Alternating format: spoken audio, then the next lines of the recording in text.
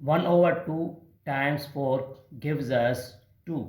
Then 8 divided 2 gives us 4. But this answer is not correct because according to order of operation, first we do parenthesis, then exponent, then multiplication or division, finally addition or subtraction.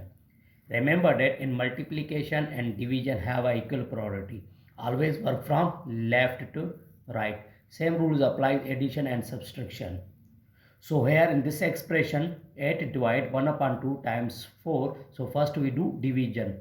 8 divide 1 upon 2 times 4. 8 divide 1 upon 2 times 4. Now we solve division.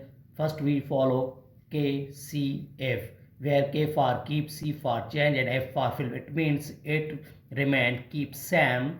So we will apply change. It means division convert into multiplications, and now flip when denominator change into numerator and numerator position change into denominator. It means 2 times 4.